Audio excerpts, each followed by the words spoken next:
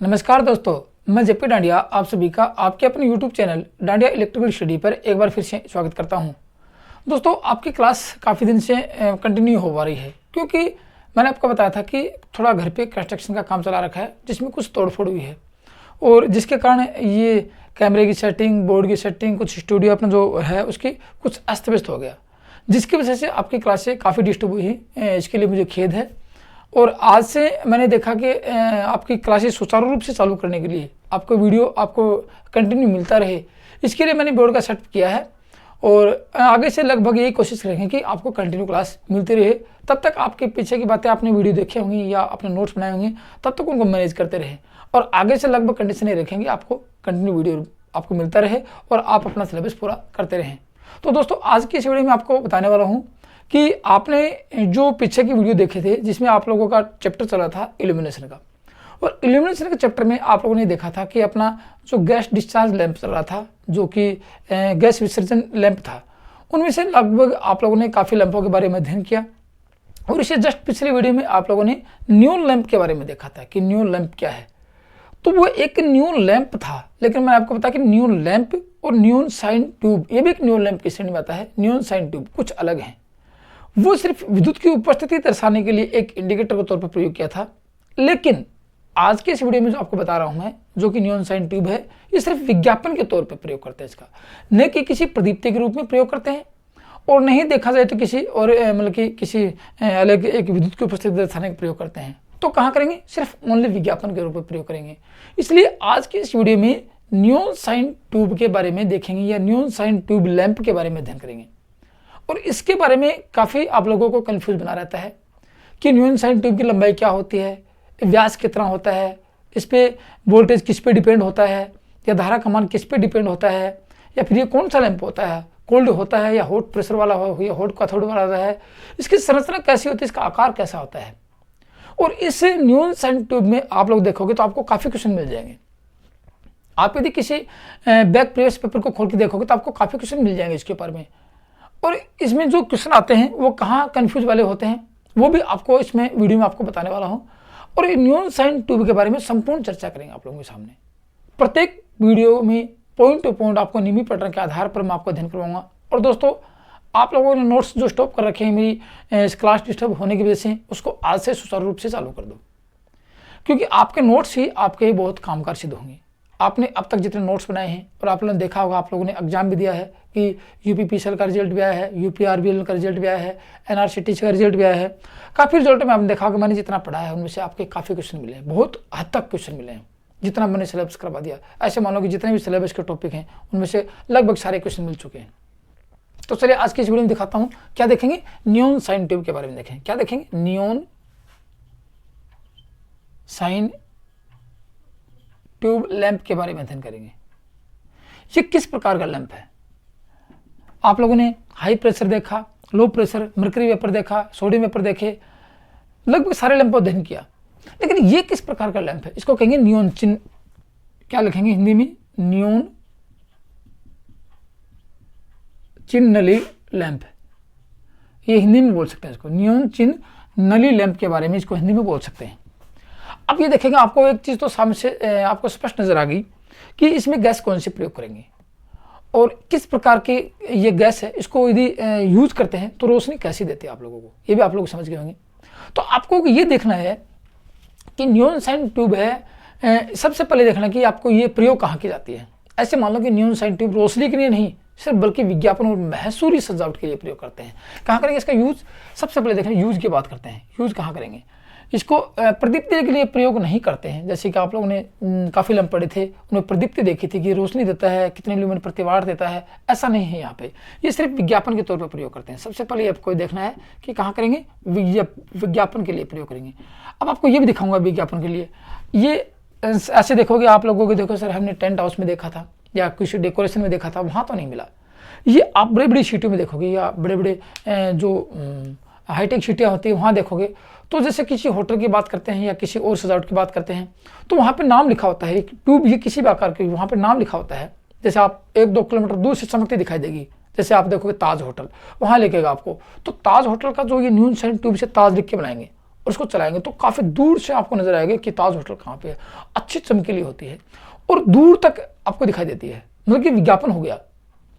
जहाँ भी किसी महसूर के लिए, सजावट के लिए जहाँ इसका प्रयोग करते हैं, विज्ञापन के तौर पे इसका प्रयोग कर सकते हैं। तो कह सकते हैं इसका प्रयोग विज्ञापन के लिए या महसूरी सजावट के लिए, महसूरी सजावट के लिए प्रयोग करते हैं। जहाँ अच्छी खासी सजावट करनी होती है वहाँ इसका प्रयोग करते हैं। अब इसमें है क्या, ये भी देखना जरूरी है, इसमें है क्या।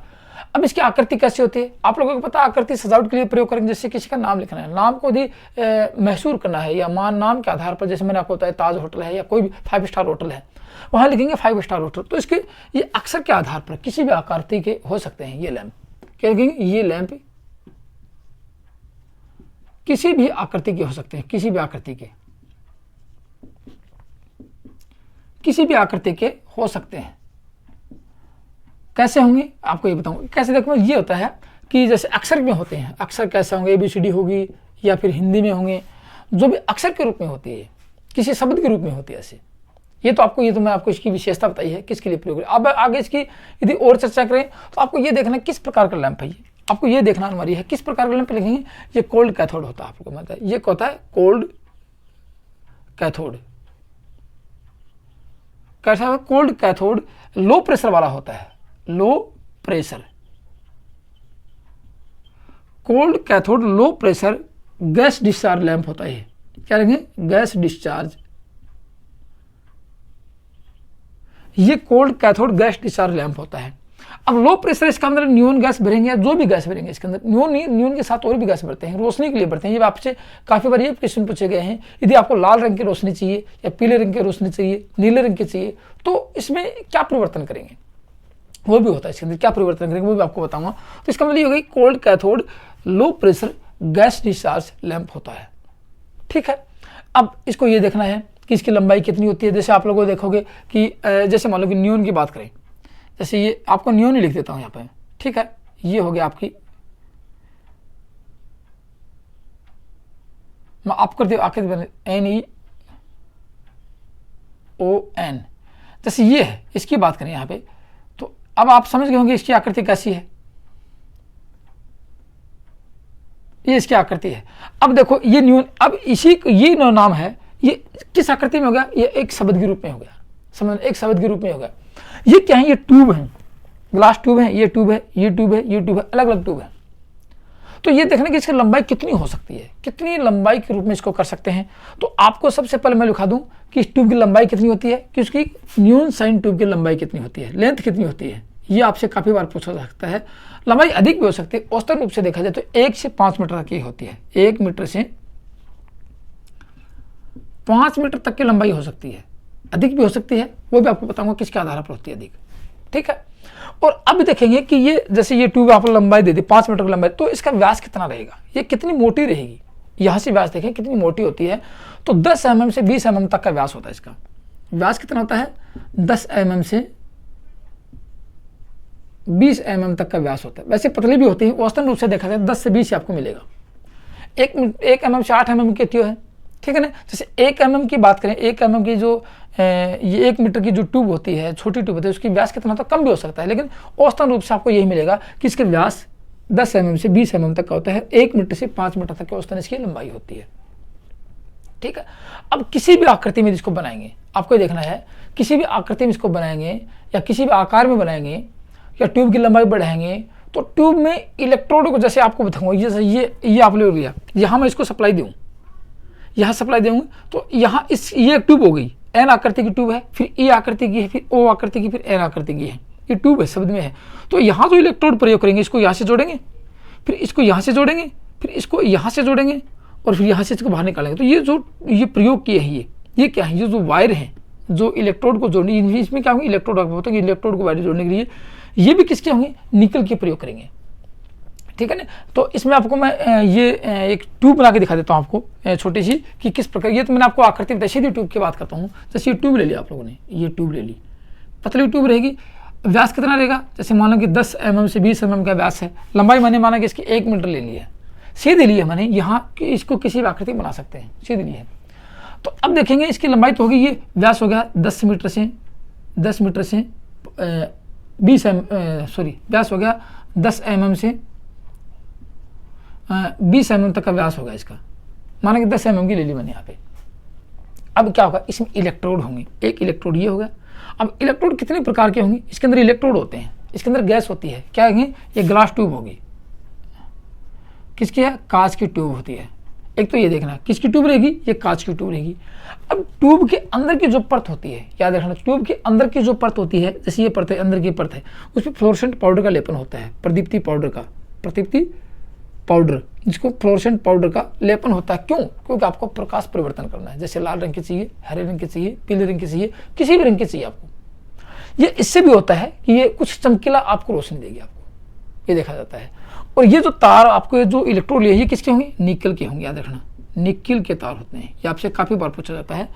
ट्यूब, एक ट्यूब से दूसरी ट्यूब को जोड़ने के लिए जिन तारों का, जिन वायर का प्रयोग करते हैं, वो किसके होते हैं, इलेक्ट्रोड से इलेक्ट्रोड को जोड़ने के लिए। यहाँ क्या होंगे, इलेक्ट्रोड से, ये इलेक्ट्रोड, जैसे एक ट्यूब ये ले लिया आप लोगों ने, और यहाँ एक इलेक्ट्रोड ये ले लिया, एक इलेक्ट्रोड, इसको दोनों को जोड़ेंगे आपस में, क्योंकि दोनों अलग अलग हैं। तो ये किसका होगा, निकल का तार होगा। काफी इलेक्ट्रोड से इलेक्ट्रोड को जोड़ने के लिए किस वायर का प्रयोग करते हैं, किस धातु का प्रयोग करते हैं, आपसे काफी बार पूछा जा सकता है। तो क्या होगा, निकल का प्रयोग करते हैं। तो क्या कर सकते हैं, ट्यूब को किसी भी आकार में बनाने के लिए तथा ट्यूब की लंबाई बढ़ाने के लिए, किसी ट्यूब को किसी भी आकार में बनाएंगे। देखो आकार में बनाएंगे तो अलग अलग ये शब्दों की होगी। ट्यूब को लिख लो, ट्यूब को किसी भी आकार में बनाने के लिए या ट्यूब की लंबाई बढ़ाने के लिए ट्यूब के इलेक्ट्रोड को निकल के तारों से जोड़ा जाता है। ट्यूब के इलेक्ट्रोड, ये इलेक्ट्रोड है, एक इलेक्ट्रोड, ये इलेक्ट्रोड, ये इलेक्ट्रोड था, ये इलेक्ट्रोड, ट्यूब के इलेक्ट्रोडों को निकल के तार से जोड़ा जाता है। अब आपको ये देखना है कि इलेक्ट्रोड किसके होते हैं। ये भी आपसे कहा कि न्यून साइड ट्यूब में इलेक्ट्रोड किस धातु से बने होते हैं या कितने प्रकार के होते हैं, ये भी आपको बताता हूँ। ठीक है, तो आप ये देखना कि इसमें इलेक्ट्रोड कितने होंगे। टाइप्स ऑफ इलेक्ट्रोड की बात करता हूँ सबसे पहले मैं। ये होंगे आपके इलेक्ट्रोड, किसमें, ट्यूब में, क्योंकि गैस का विसर्जन कौन करवाएंगे, गैस का विसर्जन ये इलेक्ट्रोड करवाएंगे। और यदि हॉट कैथोड वाला होता तो यहाँ फिलामेंट होता। मैंने आपको बताया कि हॉट कैथोड और कोल्ड कैथोड में क्या अंतर रहता है। कोल्ड कैथोड होता है, उसमें इलेक्ट्रोड होते हैं, और हॉट कैथोड में ये एलिमेंट मतलब फिलामेंट होते हैं जो गर्म होकर गैस का विसर्जन करते हैं, और यहाँ गैस के वोल्टेज के प्रेशर के साथ यहाँ करवाएंगे। ठीक है ना। तो इलेक्ट्रोड कितने होंगे, इलेक्ट्रोड आपके दो प्रकार के होंगे। यहाँ पे दो प्रकार के इलेक्ट्रोड हो सकते हैं, ये देखना है यहाँ पे। अब दो प्रकार के कौन कौन से, एक तो पायरेक्स होता है और एक कैप्ड होता है। आपसे काफी बार पूछा है कि न्यून साइड ट्यूब में इलेक्ट्रोड कितने प्रकार के होते हैं। एक तो पायरेक्स होता है, एक होता है पायरेक्स, एक नंबर लिख दो यहाँ पे, पायरेक्स। एक तो ये होता है, और एक कैप्ड होता है।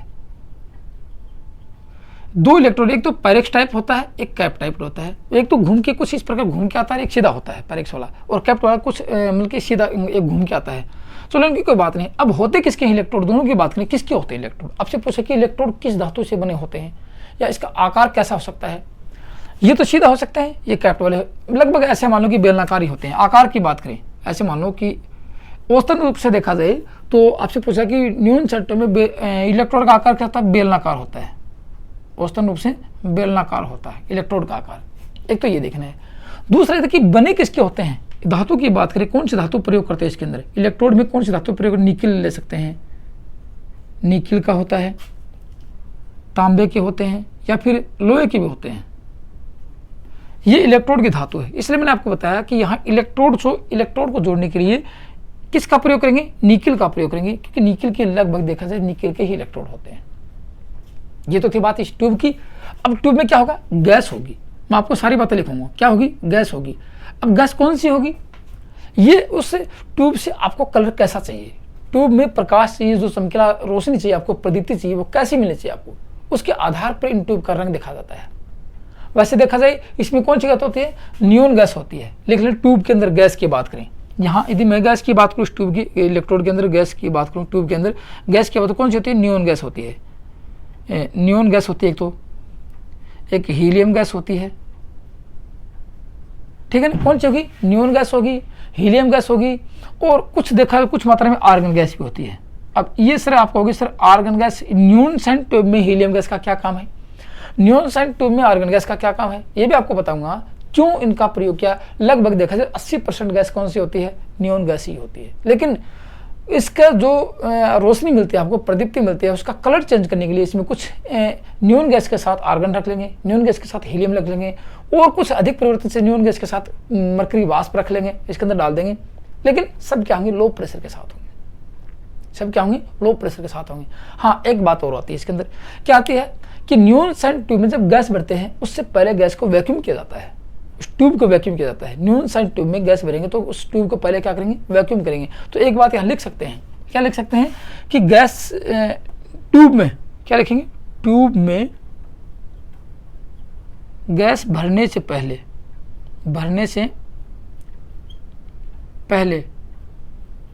ट्यूब को वैक्यूम किया जाता है। वैक्यूम का निर्वात किया जाता है, उसको सब कुछ वहां से निकाल दिया जाता है, फिर गैस भरी जाती है, वैक्यूम किया जाता है।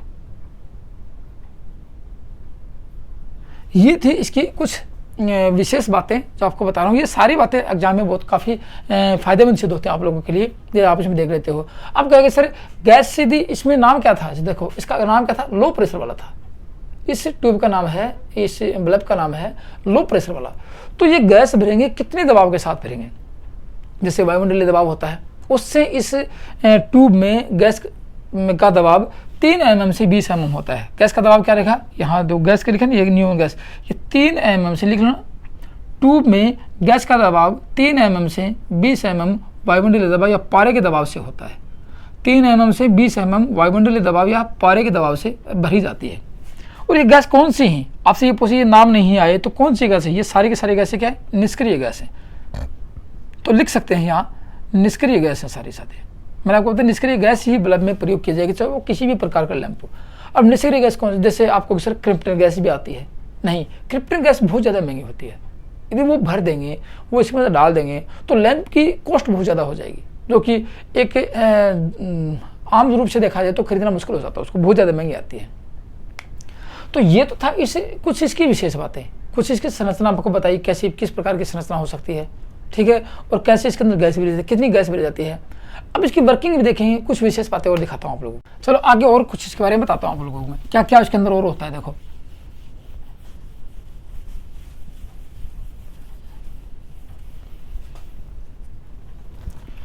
अब देखो आगे यदि इसमें देखा जाए कि ट्यूब की लंबाई देखी आप लोगों ने, तो आप किसी प्रश्न को खोल के देखो कि किसी पेपर को खोल के देखो तो आपसे 2 क्वेश्चन आपसे काफी बार पूछे गए हैं, और दोनों के दोनों क्वेश्चन क्या है, मोस्ट इंपॉर्टेंट है। अब दोनों हैं क्या, आप लोग कंफ्यूज होता है, आप लोगों के मन में कंफ्यूज होता है कि कौन सा क्वेश्चन क्या आंसर क्या रहेगा। अब आप लोग देखना कि जैसे मैंने आपको बताया कि ट्यूब की लंबाई कितनी होती है, मैंने जैसे ये ट्यूब बताई थी आप लोगों को, किस प्रकार की ट्यूब है, ये कांच की ट्यूब है। और गैस कौन सी होती है, नियॉन गैस होती है। कितने दबाव के साथ, 3 mm से 12 mm की होती है। लंबाई कितनी होती है इसकी, ये ट्यूब है, किसकी है, ग्लास कांच की ट्यूब है। गैस कौन सी है, नियॉन गैस होती है। मैंने आपको बताया दबाव कितना होता है, 3 mm से 12 mm होता है, 20 mm के करीब लगभग होता है, ठीक है। और लंबाई कितनी होती है, 1 मीटर से 5 मीटर तक की होती है, 1 मीटर टू 5 मीटर तक की होती है। और व्यास कितना होता है इसका, 10 mm से, आपको मैंने बताया 10 mm से 20 mm तक का व्यास होता है इसका। हो सकता है कितने mm के प्रयोग कर सकते हैं, ज़्यादा यदि आपको हाई फाई यदि विज्ञापन चाहिए तो यहाँ 20 mm का दबाव मतलब कि इसका व्यास ले सकते हैं। और या व्यास कम करेंगे, ट्यूब पतली हो जाएगी, गैस का मान कम हो जाएगा। ये तो थे इसकी संरचना मैं आपको बताई थी। लेकिन आप लोगों ने देखा होगा कि मैंने लिखवाया कि इसकी लंबाई की बात की जाए, मैंने आपको लिखवाया लंबाई की बात की जाए तो 1 मीटर से 5 मीटर तक की मैंने आपको लंबाई लिखवाई है। और आप लोगों ने देखा कि जितना लैंप लंबा होता है उसमें गैस का विसर्जन करने के लिए वोल्टेज के विभवांतर का मान उतना ही अधिक चाहिए। इस लैंप मैंने आपको बताया प्रत्येक गैस डिस्चार्ज लैंप के मैंने बताई कि उसमें वोल्टेज का मान इतना होना चाहिए कि गैस का विसर्जन आसानी से हो सके। सोचना मेरी बात को, मैंने आपको बताया कि किसी भी प्रकार की गैस डिस्चार्ज लैंप में वोल्टेज का मान इतना होना चाहिए कि उसमें विभवांतर देते हैं उसका, कि गैस का विसर्जन आसानी से हो जाए। और यहाँ आप लोग लंबाई बढ़ा रहे हो, यहाँ लोग क्या बढ़ा रहे हैं, लंबाई बढ़ा, 1 मीटर से 5 मीटर तक की लंबाई कर रहे हैं, 8-8 मीटर तक की लंबाई कर लेते हैं, 10-10 मीटर तक की लंबाई कर लेते हैं। तो क्या वोल्टेज 230 वोल्टेज से काम चलेगा, नहीं चलेगा। तो क्या चाहिए इसको, वोल्टेज बहुत ज़्यादा चाहिए, मतलब कि किलो वोल्ट में वोल्टेज चाहिए इसको। इसलिए एक चीज़ याद रखना, काफ़ी बार पूछा जाएगा, यहाँ पे क्या पूछा जाएगा कि ट्यूब में वोल्टेज का मान, यहाँ वोल्टेज चाहिए, ट्यूब की लंबाई बढ़ेगी, वोल्टेज का मान लिखना, ट्यूब में वोल्टेज का मान, वोल्टेज का मान ट्यूब की लंबाई पर निर्भर करता है। वोल्टेज का मान ट्यूब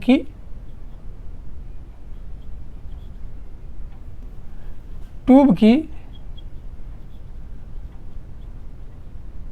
लंबाई पर निर्भर करता है। ये काफी बार पूछे, कितना वोल्टेज चाहिए पर मीटर के लिए, कितना वोल्टेज चाहिए वो भी आपको लिखूंगा, लंबाई पर निर्भर करता है। ये याद रखना है, सबसे मोस्ट इंपोर्टेंट बात है, निर्भर करता है।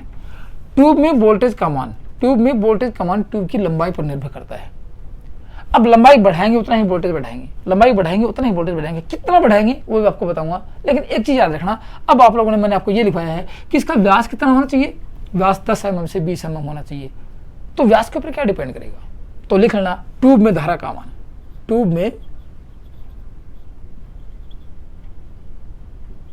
धारा का मान ट्यूब के व्यास पर डिपेंड करता है, ट्यूब के व्यास पर या इसके डायमीटर पर, ठीक है ना, डायमीटर पर निर्भर करता है, डायमीटर व्यास पर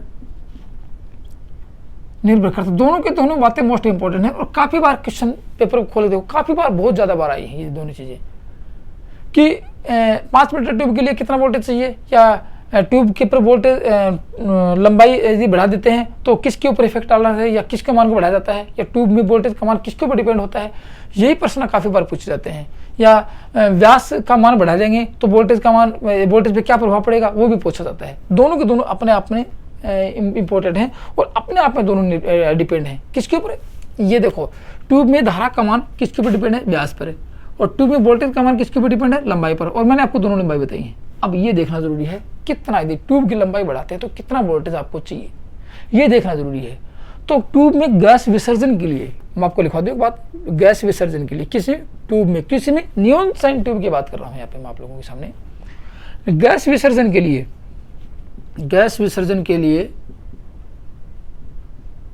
कितना वोल्टेज चाहिए आपको, याद रखना 900 वोल्टेज से 1000 वोल्ट प्रति मीटर का चाहिए। कितना, 900 वोल्टेज से, औसतन आपको बताऊंगा 900 वोल्टेज से, 900 वोल्ट से 1000 वोल्ट प्रति मीटर चाहिए आपको को। 1 मीटर ट्यूब के लिए कितना वोल्टेज की आवश्यकता होगी, 900 मीटर से या 900 वोल्टेज से 1000 वोल्टेज की आवश्यकता होती है। अब एक ट्यूब, 1 मीटर लंबी ट्यूब के लिए कितना वोल्टेज चाहिए, 1000 वोल्टेज चाहिए। अब कहेंगे सर 5 मीटर ट्यूब लेते हैं, 5 मीटर नाम आपको औसतन लंबाई कितनी है, 5 मीटर लंबाई मैंने आपको बताई है, तो कितने वोल्टेज की आवश्यकता होगी, 5000 वोल्टेज के लिए। इसलिए औसतन रूप से देखा जाए ट्यूब के परिचालन के लिए, ट्यूब के परिचालन के लिए कितना वोल्टेज चाहिए आप लोगों को, यहाँ देखो 900 मैंने आपको बताया, 1 मीटर के लिए 900 से चल सकती है, माना कि 1000 मान लेते हैं, 1 मीटर के लिए 1000 मान लेते हैं, 900 से भी कम सकता है, 1000 यदि देखा 1000 होती है तो 1 मीटर के लिए 1000, तो 5 मीटर के लिए 5000 होगा कि नहीं होगा। तो आपसे काफी बार पूछा है कि ट्यूब के परिचालन के लिए वोल्टेज का मान कितना होना चाहिए, तो क्या लिख सकते हैं, 1000 वोल्ट से 5000 वोल्ट तक होता है। तो लिख लो ट्यूब का परिचालन वोल्टेज, ट्यूब का परिचालन वोल्टेज, परिचालन वोल्टेज कितना होता है, कितना लिखेंगे, 1000 वोल्ट से 5000 वोल्ट तक होता है, ये होता है इसका परिचालन वोल्टेज, ये रहेगा। अब 230 वोल्टेज से तो काम चलने वाला नहीं है, नहीं चल सकता। अब कहेंगे सर यदि और अधिक लंबाई बढ़ा दें, समझना मेरी बात को, और अधिक लंबाई बढ़ा दे तो कितने वोल्टेज तक प्रयोग कर सकते हैं।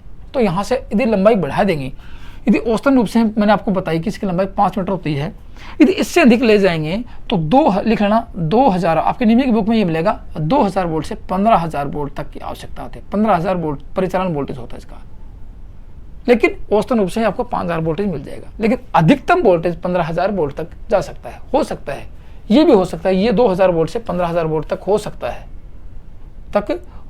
है, लेकिन 1 मीटर के लिए आपको 1000 वोल्टेज, 900 से 1000 वोल्टेज की आवश्यकता अवश्य होगी। अब आपको ये देखना है कि अपन ट्यूब को कितनी वोल्टेज देंगे, 230 वोल्टेज देते हैं, इस नियॉन साइन ट्यूब को, नियॉन साइन लैंप को 230 वोल्टेज देते हैं, तो वोल्टेज इसको बढ़ा के कौन देगा, ये देखना है। तो आप लोगों ने ट्रांसफार्मर का चैप्टर देखा होगा कि एक स्टेप अप ट्रांसफार्मर क्या करता है, वोल्टेज बढ़ाता है, वो अपनी आवश्यकता अनुसार कितना वोल्टेज बढ़वा सकते हैं उससे, आप लोग जानते हो। तो यहाँ इस ट्यूब के प्रसारण के लिए किस इक्विपमेंट का प्रयोग करेंगे, एक स्टेप अप ट्रांसफार्मर लगाएंगे, हाई रिएक्टेंस वाला स्टेप अप ट्रांसफार्मर लगाएंगे।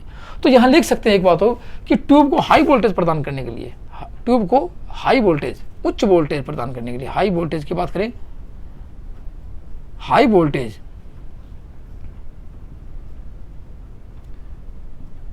प्रदान करने के लिए क्या चाहिए, हाई रिएक्टेंस, उच्च रिएक्टेंस वाला, हाई या हाई लीकेज कर लेते हैं, हाई लीकेज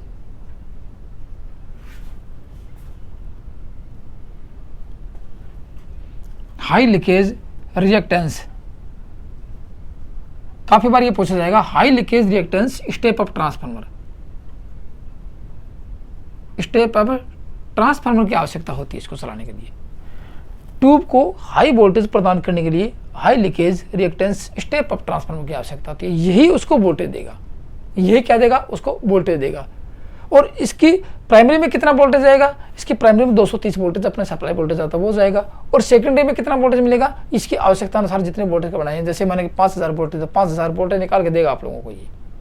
और ये पूछा जाएगा कि हाई रिएक्टेंस ट्रांसफार्मर की सेकेंडरी वाइंडिंग के साथ किसको संयोजित करेंगे, नियॉन साइन ट्यूब को संयोजित करेंगे। यहाँ पे आपको सर्किट बना के दिखा देता हूँ आप लोगों को किस प्रकार इसका संयोजित करते हैं, फिर आगे की प्रोसेस दिखा देता हूँ आप लोगों को। अब देखेंगे इसकी क्या देखेंगे, वर्किंग कैसे काम करता है, किस प्रकार रोशनी मिलती है, कैसी रोशनी मिलती है, कौन सी गैस के साथ कौन सी रोशनी मिलेगी आप लोगों को। चलो ये देख लेते हैं यहाँ पे आप।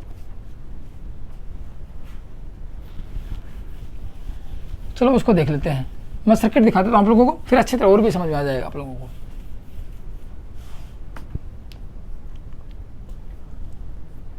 जैसे यहाँ मैं एक ट्यूब दिखा देता हूँ, मैं आपको आकृति आपकी मर्जी कैसी भी हो सकती है। चलो मैं कहते न्यून लिख देता हूँ यहाँ पे मैं कि ये माना कि न्यून है,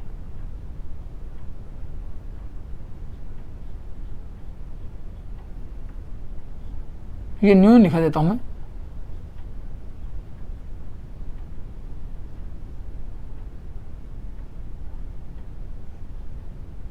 ये न्यून लिख दिया यहाँ पे, ठीक है। अब इसमें आपको पता ये ट्यूब है, ये कैसे आकृति की है, एक ट्यूब ये है, एक ट्यूब ये है, एक ट्यूब ये है, एक ट्यूब ये है, ठीक है। अब इसकी लंबाई आप कितनी भी कर सकते हो, मैंने आपको बताया कि 5 मीटर तक की हो सकती है लंबाई, 1 मीटर की, 2 मीटर की, 3 मीटर की, 4 मीटर की, 5 मीटर तक की हो सकती है, इससे ज़्यादा ले सकते हैं आपने, आपको मैंने वोल्टेज बता दिया है। अब इसमें जो इलेक्ट्रोड लेंगे, देखो इसके अंदर इलेक्ट्रोड किसके हैं, माने कि निकल के इलेक्ट्रोड है। यहाँ से इस ट्यूब के साथ जोड़ेंगे, ये किसका होगा, निकल का होगा, ये किसका होगा, निकल का होगा, ये किसका होगा, निकल का होगा। निकल के इलेक्ट्रोड आपको बताए थे मैंने आपके।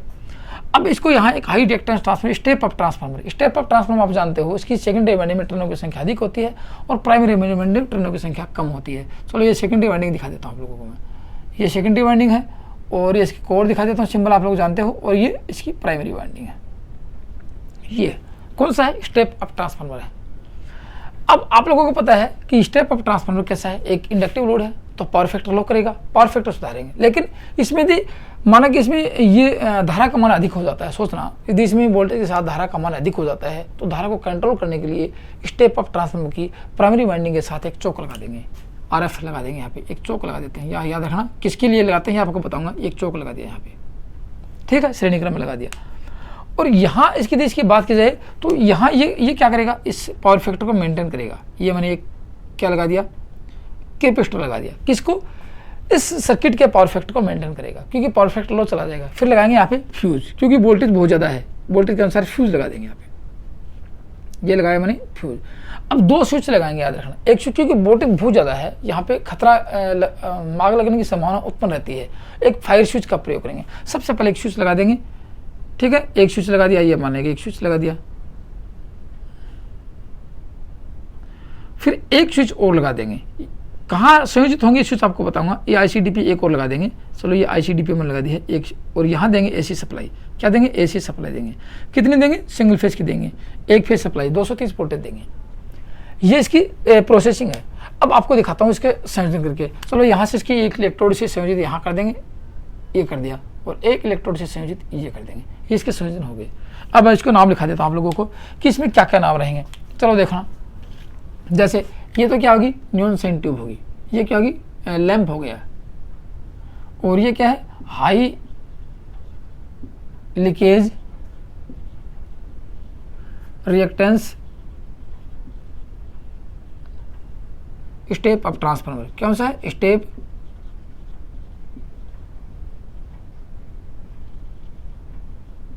ये क्या आपका, ये कैपेसिटर है, और ये क्या है आपका, चौक है, और ये क्या है, ये फ्यूज है।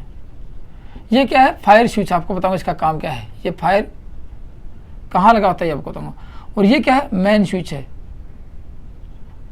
मेन स्विच कैसा है, ICDP मान लेते हैं, ICDP है ये, iron clad double pole switch, आपको पहले बता चुका इसके बारे में। और ये सिंगल फेज सप्लाई है, ठीक है। अब आपको ये इसकी वर्किंग देखना, सबसे पहले आप लोग जानते हो कि माने कि ट्यूब के अंदर इसको वोल्टेज सप्लाई, जैसे इसकी वर्किंग देखें कि क्या लिखेंगे, जब ट्यूब को AC सप्लाई से संयोजित किया जाता है जब ट्यूब को एसी सप्लाई से संयोजित किया जाता है, इसकी बात कर लेता हूँ यहाँ पे। ये कहाँ होगा? ऊपर प्रदर्शन के रूप में, ऊपर जैसे जिसका विज्ञापन करना है, जिसका प्रदर्शन करना है अच्छे तरह से खासियत रूप से, तो यहाँ इसको ऊपर लगाते हैं। साथ ही एक सर्किट होता है, जैसे आपने चौक लगाते हैं, वहाँ एक ट्रांसफार्मर होता है, वहाँ कैपेसिटर होता है। इसके साथ ये मेन स्विच नीचे होता है, जहाँ से इसको ऑपरेट करते हैं वहाँ मेन स्विच होता है, लेकिन ये स्विच उसके पास ही होता है। ये स्विच कहाँ रहेगा? उसके पास ही रहेगा, इसको बोलते हैं फायर स्विच। इसके बारे में लिखवा दूंगा आप लोगों को मैं। जब ट्यूब को एसी सप्लाई से संयोजित किया जाता है तो स्टेप अप ट्रांसफार्मर की सहायता से उसकी लंबाई के अनुसार उसको वोल्टेज मिलते हैं। क्योंकि आपको पता है, जैसे माना कि इसकी लंबाई 5 मीटर है, तो कितना वोल्टेज देगा? ये 5000 वोल्टेज देगा। आप लोगों को लिख सकते हैं, लिख लेना यहाँ पे, जब ट्यूब को एसी सप्लाई से संयोजित किया जाता है तो ट्यूब को उसकी लंबाई के अनुसार वोल्टेज प्राप्त होता है, हाई वोल्टेज प्राप्त होता है। ठीक है, ट्यूब की लंबाई को उसकी किसकी सहायता से? स्टेप अप ट्रांसफार्मर की सहायता से। अब आपको देखना है कि इसमें गैस ठंडी अवस्था में है, इसका रेजिस्टेंस अधिक है, क्योंकि गैस का विसर्जन नहीं होगा तब तक रेजिस्टेंस अधिक है। ठीक है, अब आपको पता है लिखना, शुरुआती अवस्था में ट्यूब के अंदर का रेजिस्टेंस अधिक होता है शुरुआती अवस्था में, तो क्या होगा? धारा का मान कम होगा। तो लिख सकते हैं ट्यूब के शुरुआती अवस्था में क्या होगा? शुरुआत होगा यहाँ पे, शुरुआती अवस्था में या स्टार्टिंग के प्रारंभिक रूप से शुरुआती अवस्था में क्या होगा? धारा का मान कम। तो शुरुआती धारा क्या होगी? धारा का मान कम होता है। आपसे पूछा जाएगा ट्यूब की शुरुआती अवस्था में धारा का मान क्या होता है? बहुत कम होता है। ठीक है ना, ट्यूब के शुरुआती अवस्था में धारा का मान बहुत कम होता है, और डिस्चार्जिंग क्रिया शुरू होने के बाद गैस थोड़ी बहुत डिस्चार्ज होगी तो गैस का होता है कि ये निष्क्रिय गैस है, और निष्क्रिय गैस की विशेषता होती है जो ही थोड़ी बहुत गैस गर्म होती है तो उसका रेजिस्टेंस घट जाता है, क्योंकि इसका टेम्परेचर कोएफिशिएंट नेगेटिव होता है, मतलब कि इसको गर्म करने से इसका प्रतिरोध घटता है। ठीक है, ये एक प्रकार की निष्क्रिय गैस है। तो ट्यूब जो है गर्म होती है, इसका रेजिस्टेंस घटता है। आपको रेजिस्टेंस घटेगा तो धारा का मान बढ़ेगा, आपको पता है, लेकिन डिस्चार्जिंग क्रिया के बाद धारा का मान बढ़ जाता है। क्या लिखेंगे? डिस्चार्जिंग क्रिया के बाद गैस का विसर्जन होता तब की बात करता हूं। डिस्चार्जिंग क्रिया के बाद धारा का मान बढ़ जाता है। ठीक है, अब इसको वोल्टेज कितना मिला? वोल्टेज तो ज्यादा मिल रहा है इसको, लेकिन धारा का मान कम है। वोल्टेज तो बहुत ज्यादा मिल रहा है इसको, ठीक है ना, वोल्टेज बहुत ज्यादा मिल रहा है इसको, लेकिन धारा का मान कम हो जाता है। ठीक है, अब देखो आपको ये देखना है कि शुरुआती अवस्था में क्या हुआ? वोल्टेज का मान तो अधिक था, लिख लेना, वोल्टेज का मान अधिक होता है, धारा का मान कम होता है, और डिस्चार्जिंग के बाद धारा का मान कम होता है, लेकिन वोल्टेज का मान कितना होता है? अधिक होता है, वोल्टेज अधिक होता है। अब आपको ये देखना है कि इसमें जब शुरुआती अवस्था में एक बार वोल्टेज का झटका लगता है, आपसे ये प्रश्न काफी बार पूछा जाएगा कि प्रारंभिक स्ट्राइक वोल्टेज क्या होता है? प्रारंभिक स्ट्राइक वोल्टेज, स्ट्राइक मतलब कि एक बार जब इसको शुरुआती अवस्था में इसको स्विच को ऑन करते हैं तो उसके पास वोल्टेज कितना जाता है? याद रखना, इसके पास वोल्टेज कितना जाता है, उसके बाद में कितना हो जाता है। तो ये देखना जरूरी है कि जब इसको स्टेप अप ट्रांसफार्मर के साथ वोल्टेज मिलता है तो परिचालन वोल्टेज कितना है? माना कि इसका परिचालन वोल्टेज 5000 वोल्टेज है, मैंने कोई 5 मीटर की लंबी ट्यूब ली है, तो परिचालन वोल्टेज क्या होगा? 5000 वोल्ट होगा। लेकिन इसको शुरुआती में जब इसको स्विच ऑन करते हैं तो कितना वोल्टेज आता है? उसको बोलते हैं प्रारंभिक स्ट्राइक वोल्टेज या स्टार्टिंग स्ट्राइक वोल्टेज का मान क्या होता है। ये काफी बार पूछा जाता है कि न्यूनतम ट्यूब में स्ट्राइक वोल्टेज का मान, प्रारंभिक स्ट्राइक वोल्टेज क्या होता है? प्रारंभिक स्ट्राइक वोल्टेज मतलब एक बार एक झटका लगता है, एक बार 1 मिलीसेकंड का झटका लगेगा, पूरा वोल्टेज मिलेगा। कितना मिलेगा? परिचालन वोल्टेज का, ये लिख लेना, परिचालन वोल्टेज का 1.5 गुना वोल्टेज मिलता है, 1.5 गुना वोल्टेज मिलता है इसको। ये देखना जरूरी है इसको, लेकिन मिलेगा कुछ क्षण के लिए मिलेगा, उसके बाद में वोल्टेज कंट्रोल, क्योंकि धारा इसमें डिस्चार्जिंग क्रिया शुरू हो जाएगी और वोल्टेज का मान घट जाएगा। डिस्चार्जिंग क्रिया शुरू होने के बाद वोल्टेज कितना जाएगा? कार्यकारी वोल्टेज का आधा वोल्टेज होता है, लेकिन लिख लेना, डिस्चार्जिंग क्रिया शुरू होने के बाद वोल्टेज का मान कार्यकारी वोल्टेज से आधा हो जाता है, आधे से कम हो जाता है कि आधे से कम हो गया। अब लैंप में धारा सीमित करेंगे तो क्योंकि अब धारा बढ़ेगी, लैंप में डिस्चार्जिंग क्रिया होगी तो क्या होगा? देखो लैंप में यहाँ इलेक्ट्रॉन का उत्सर्जन होगा, यहाँ पे इलेक्ट्रॉनों का उत्सर्जन होगा और इस यहाँ से इलेक्ट्रॉन जाएंगे। देखिए एक तो एनोड होता है, कैथोड होता है, कि यहाँ निकल एनोड कैथोड दोनों का कार्य करते हैं, तो गैस के परमाणु के साथ वो आपस में डिस्चार्जिंग क्रिया होगी, गैस का डिसर्जन होगा, इलेक्ट्रॉनों का ये इलेक्ट्रोड क्या करेंगे, इलेक्ट्रॉन उत्सर्जित करेंगे, गैस के परमाणु से टकराएंगे, वहाँ पे आपको रोशनी मतलब कि विजुअल लाइट उत्पन्न होगी और वो आपको प्रदर्शन के तौर पे बाहर मिलेगी आपको। ये इसकी प्रक्रिया अंदर से कि वोल्टेज जाएगा, वोल्टेज के साथ पूरी ट्यूब में, इसमें 4 अक्षर है, 1 2 3 4, चारों में क्या होगा, गैस का डिसर्जन होगा। वो उसके अंदर की प्रक्रिया है, वो आपको पहले ही बता चुका हूँ कि गैस का डिसर्जन कैसे, गैस का डिस्चार्ज कैसे होना होता है और किस प्रकार विजुअल लाइट आपको मिलती है, क्यों कौन सी रोशनी मिलती है, कौन सी किरण उत्पन्न होती है, पहले देख लिया आप लोगों ने। शुरुआती अवस्था में रेजिस्टेंस जो भी है, लेकिन रेजिस्टेंस कम होगा, कब, विसर्जन की क्रिया के दौरान विसर्जन होगा गैस का विसर्जन होगा तो रेजिस्टेंस घटेगा तो क्या होगा, धारा का मान बढ़ेगा। अब लिख सकते हैं गैस के विसर्जन के बाद, डिस्चार्जिंग क्रिया के बाद धारा का मान बढ़ जाता है। क्यों? क्योंकि रेजिस्टेंस का मान घट जाता है और धारा का मान और अधिक बढ़ जाता है। लेकिन इसको जलने से बचाने के लिए धारा का मान अधिक नहीं चाहिए, धारा का मान प्रारंभिक धारा से और अधिक न चला जाए, इसके लिए यहाँ पे चौक लगा देते हैं। देखो यहाँ पे तो क्या लिख सकते हैं, लैंप में, इस न्यूनसाइन ट्यूब में लिख लेना, न्यूनसाइन ट्यूब में अत्यधिक धारा के मान को सीमित करने के लिए, अधिक धारा के मान को सीमित करने के लिए लीकेज ट्रांसफार्मर की प्राइमरी वाइंडिंग के श्रेणी क्रम में एक चौक संयोजित किया जाता है। लिख लेना, लीकेज ट्रांसफार्मर की है high leakage reactance step of transformer की प्राइमरी वाइंडिंग की, ये प्राइमरी वाइंडिंग ये है, ठीक है। ये क्या है, सेकेंडरी वाइंडिंग है, ये क्या है, प्राइमरी वाइंडिंग है। प्राइमरी वाइंडिंग के श्रेणी क्रम में एक चौक संयोजित किया जाता है। ये क्या करता है, इसमें अत्यधिक धारा के मान को सीमित करता है। ये आपसे काफी बार पूछा गया है, ठीक है। अब आपको ये देखना है, एक एक पॉइंट पर यहाँ से चले थे वहां तक आ गए हैं। ये देखना कैपेसिटर क्या करता गया है, लिख लेना कैपेसिटर सर्किट में, सर्किट के पावर फैक्टर देखो, लिख लेना यहाँ पे सर्किट का पावर फैक्टर लिख लेना, सर्किट का पावर फैक्टर लो होता है, बहुत कम होता है। इसलिए सर्किट के पावर फैक्टर को सुधारने के लिए, कोस फाई को बढ़ाने के लिए या सुधारने के लिए, लिख लेना सुधारने के लिए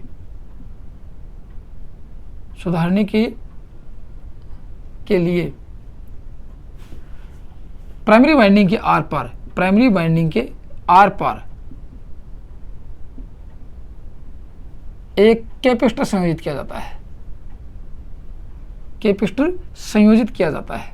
ये लिख लेना आप यहाँ पे, क्योंकि ये एक प्रकार का इंडक्टिव लोड है। क्या है, एक प्रकार का इंडक्टिव लोड है, क्योंकि इंडक्टिव लोड होता है जहाँ पे कॉइलें प्रयोग किए जाते हैं कॉपर वायर की। ये सारी कॉइलें हैं, पावर फैक्टर लो होगा, कौन सुधारेगा, ये कैपेसिटर का पावर फैक्टर को सुधार देगा। चलो यहाँ से आगे की नीति बातें करते हैं। ट्यूब सर्किट में 2 मेन स्विच होते हैं। देखो मैंने आपको लिखा है, एक मेन स्विच ये आपको, ये एक मेन स्विच है, एक मेन स्विच ये है। ये मेन स्विच ट्यूब के पास ऊपर लगा होता है, लिख सकते हैं, लिख लेना ट्यूब सर्किट में 2 मेन स्विच होते हैं, जिनमें से एक ऊपर लगा होता है, एक नीचे लगा होता है। समझ गए? जब कभी भी इसकी जरूरत पड़ती है, जैसे कि कब जरूरत पड़ सकती है, आग लगने की संभावना, जैसे आग लग जाती है यहाँ पे बहुत, क्योंकि टेम्परेचर भी ज़्यादा हो जाता है यहाँ पे, क्योंकि वोल्टेज ज़्यादा जाएंगे तो टेम्परेचर ज़्यादा होगा, धारा भी ज़्यादा होगी, टेम्परेचर भी ज़्यादा चला जाएगा।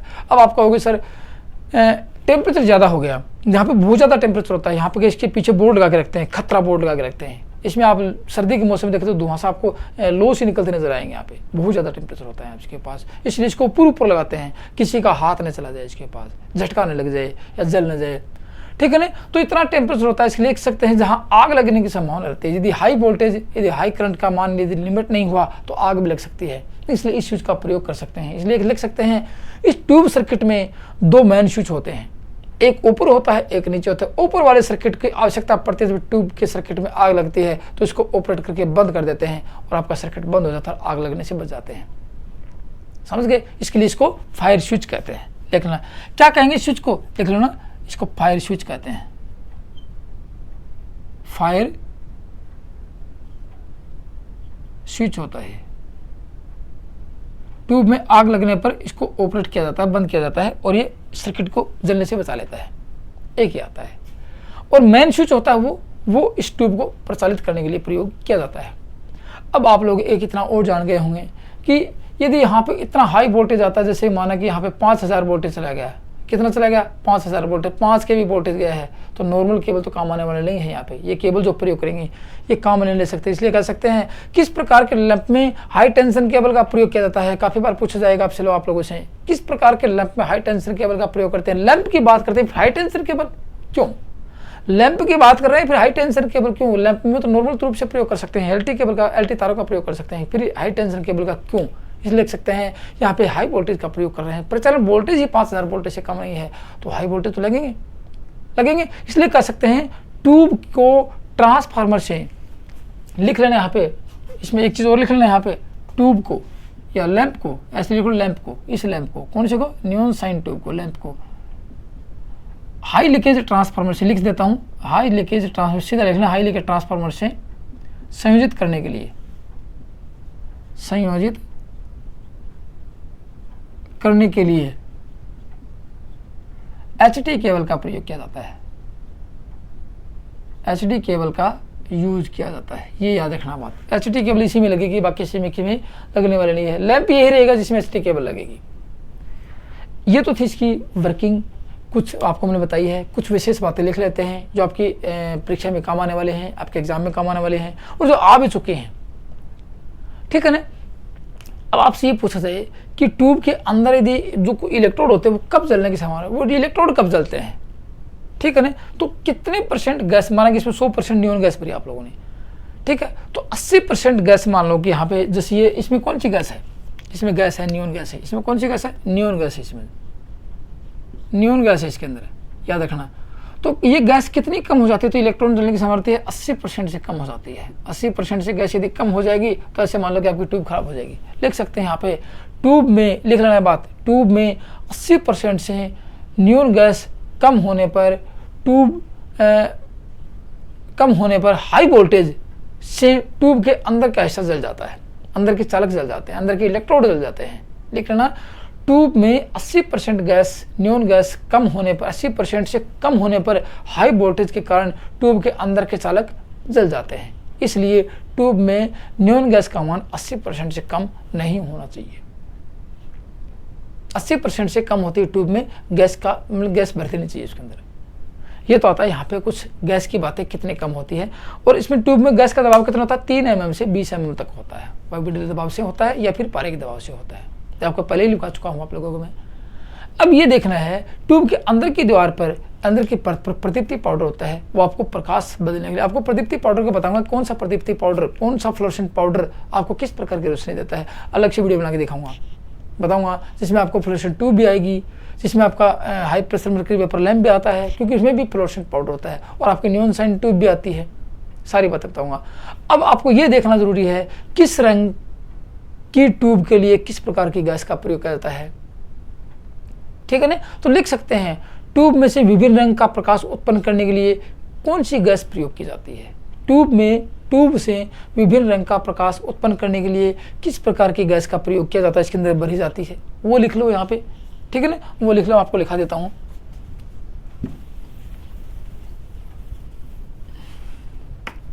क्या लिखेंगे, ट्यूब से, ट्यूब के प्रकाश का रंग, कैसा रंग मिलेगा आपको, क्या कौन से रंग के लिए कौन सी गैस का प्रयोग करेंगे, किसके अंदर भरेंगे। आप लोगों ने सिर्फ ओनली नियॉन गैस भरी है तो आपको क्या रंग मिलेगा, नियॉन के साथ आर्गन भर देंगे, हीलियम भर देंगे, पारा भर देंगे तो क्या रंग मिलने वाला है। 2-4 कलर आपको लिखा देता हूं मैं आपको। लाल रंग की बात करेंगे, आपको लाल रंग की बात की जाए यहाँ पे, कौन से रंग की, तो नियॉन गैस प्रयोग कर देंगे। नियॉन गैस अकेली प्रयोग किया आप लोगों ने तो आपको लाल रंग मिलेगा, समझ गए।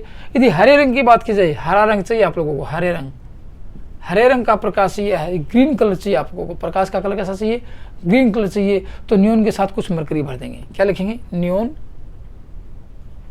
गैस प्लस कुछ पारा, पारे की वाष्प, पारा भर देंगे यहाँ पे, मरकरी भर देंगे यहाँ पे कुछ मात्रा में, तो आपको क्या मिल जाएगा, हरे रंग का प्रकाश मिल जाएगा। नियॉन गैस के साथ पारा भरते क्या मिलेगा, हरे रंग का प्रकाश मिलेगा। अब कहेंगे सर पीला रंग चाहिए, तो पीले रंग के साथ क्या करेंगे, हीलियम गैस भर देंगे।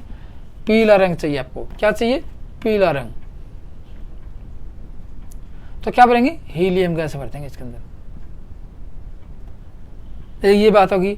चलो और दिखाता हूं आपको, फिर भी आपको कुछ और डिफरेंट कलर चाहिए तो इसके अंदर की दीवार पर जो फ्लोरोसेंट पाउडर है उसके से भी अपने कलर प्राप्त कर सकते हैं। कुछ मिक्स कलर चाहिए उससे भी प्राप्त कर सकते हैं। अब नीला रंग चाहिए आप लोगों को, नीला रंग, नियॉन गैस तो है, नीला रंग चाहिए तो आर्गन के साथ, आर्गन गैस भरेंगे, आर्गन के साथ मरकरी भर देंगे तो क्या मिल जाएगा आपको, आर्गन के साथ मरकरी भरते ही आपको नीला रंग मिल जाएगा।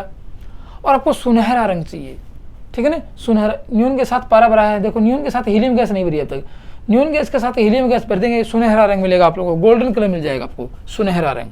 क्या मिलेगा? सुनहरा गोल्डन कलर चाहिए आपको, तो क्या लिखेंगे? Neon gas, neon gas plus helium gas, क्या लिखेंगे? Helium gas. तो क्या मिलेगा आपको? सुनहरा रंग मिल जाएगा आप लोगों को। देखो कितनी शानदार, मतलब कि एक ही गैस को कुछ डिफरेंट गैस फिल करते ही आपका रंग बदल जाता है, कुछ डिफरेंस गैस प्रयोग करते ही रंग बदल जाता है। अब आपको ये देखना है इसका यूज़ कहाँ करते हैं, लास्ट एंड फाइनल बात निकल के आते हैं, इसका यूज़ कहाँ किया जाता है। मैंने आपको पहले ही बताया था, यूज़ करते हैं इसका विज्ञापन के तौर पर, विज्ञापन के तौर पर इसका महसूरी सजावट के लिए इसका प्रयोग करते हैं। लिखना, यूज़ की बात की जाए तो विज्ञापन लिख लो, यूज़ में विज्ञापन लिखेंगे। प्रयोग कहाँ करेंगे? विज्ञापन के तौर पर करते हैं, बाकी रोशनी के लिए इसका प्रयोग नहीं करते हैं। यह महसूरी सजावट के लिए, महसूरी सजावट के लिए इसका प्रयोग करते हैं। लाइफ की यदि बात की जाए, लाइफ कितनी होती है? 10,000 कार्य घंटे तक औसतन होती है। औसत लाइफ कितनी है? 10,000 कार्य घंटे होती है। ये तो था आपका नियोन साइन ट्यूब, जो कि अन्य सभी लैंपों से कुछ हटके है। यहाँ पे आप देखोगे, आपसे पूछा जाए किस प्रकार के लैंप के में सर्किट के ऊपर खतरे का बोर्ड लगा होता है, किस प्रकार के लैंप में खतरे का, इसी लैंप का जो सर्किट होता है वहाँ खतरे का बोर्ड मिलेगा, आपको लिखेगा डेंजर। क्यों? क्योंकि यहाँ पे हाई वोल्टेज है, क्योंकि यहाँ पे अत्यधिक ऊष्मा है, ठीक है। तो इसी लैंप के ऊपर आपको खतरे का बोर्ड लिखा मिलेगा, बाकी किसी पे नहीं मिलता है। यहाँ पे एक बोर्ड पे प्लेट प्लाट कर लगा देंगे, इंडियन इलेक्ट्रिसिटी रूल 71 के तहत यहाँ पे लगा देंगे कि खतरे का बोर्ड यहाँ पे लगा देंगे। तो दोस्तों ये तो था आप लोगों का, क्या था? नियोन साइन ट्यूब थी यहाँ पे, कि नियोन साइन ट्यूब का प्रयोग कहाँ करते हैं, इसका रंग कैसा मिल सकता है, और इसकी आकृति कैसी होती है, इलेक्ट्रोड कैसे होते हैं, किस प्रकार गैस का डिस्चार्ज होता है, कौन कौन सी इक्विपमेंट प्रयोग करते हैं, क्यों प्रयोग करते हैं, इसमें वोल्टेज का मान किसके ऊपर डिपेंड होता है, सब बातें यहाँ पे देखिए। और एग्जाम की दृष्टि से देखते हैं, मैंने सारी बातें यहाँ पे लिखा हुई आप लोगों को। दोस्तों फिर भी यदि आपको किसी प्रकार का कोई कन्फ्यूज हो, समझ में नहीं आया हो, तो मेरे को कमेंट्स में जरूर लिखना, क्योंकि आप लोग जितना कमेंट्स लिख के बताओगे उसमें और अच्छी तरह सुधार किया जाएगा। और दोस्तों वीडियो अच्छा लगा तो आप कमेंट्स में लिखना, और अपने दोस्तों में शेयर करना, ठीक है, और वीडियो को लाइक जरूर करना। तो दोस्तों आज की वीडियो में इतना था। थैंक यू, धन्यवाद।